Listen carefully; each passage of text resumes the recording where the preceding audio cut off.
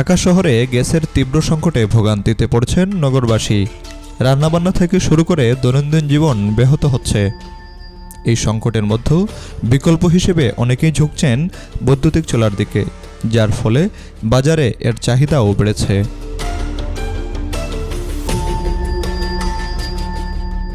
Titas gas কর্তৃপক্ষ জানিয়েছে, বুড়িগঙ্গা নদীর তলদেশে ক্ষতিগ্রস্ত একটি গ্যাস পাইপলাইন মেরামতের সময় পাইপের ভেতরে পানি ঢুকে পড়ে।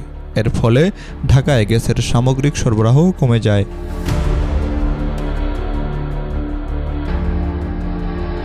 এর আগে মালবাহী ট্রলারের নোঙরের আঘাতে আমিনবাজার এলাকায় তুরাগ নদীর তলদেশে একটি বিতরণ গ্যাস পাইপলাইন লিকেজ সৃষ্টি হয়। পরিস্থিতি নিয়ন্ত্রণ আনতে কোস্টগার্ড, নৌপুলিশ ও বিআইডব্লিউটি এর সহযোগিতায় লিক রিপেয়ার ক্ল্যাম্প স্থাপন করা হলেও মেরামতের সময় নতুন সংকট তৈরি হয়।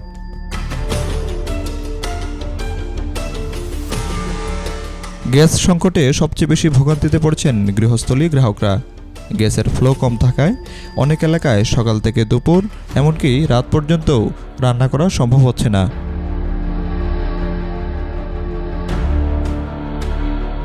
গ্যাস সংকটের এই অবস্থায় বিকল্প হিসেবে অনেকে ব্যবহার শুরু করছেন বৈদ্যুতিক চুলা। রাজধানীর বিভিন্ন ইলেকট্রনিক্সের দোকানে বেড়েছে ইন্ডাকশন ও ইলেকট্রনিক কুকারের চাহিদা। দোকানিরা বলছেন, গ্যাস সংকট শুরু হওয়ার পর থেকে বৈদ্যুতিক চুলার বিক্রি কয়েক গুণ বেড়েছে। আগের দিনে 2 থেকে 3টি চুলা বিক্রি হলেও এখন 10 থেকে 12টি বিক্রি হচ্ছে।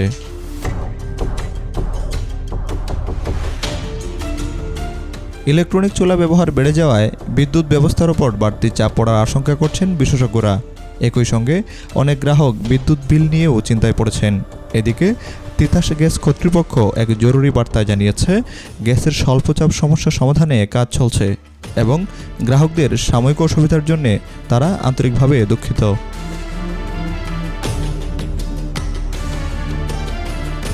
কবে নাগাদ গ্যাস সরবরাহ পুরোপুরি স্বাভাবিক হবে সে বিষয়ে এখনও কোনো সুনির্দিষ্ট তথ্য জানা যায়নি। ফলে আপাতত বিকল্প ব্যবস্থার উপর নির্ভর করেই চলতে হচ্ছে রাজধানীবাসীকে। Desk report, B news 24।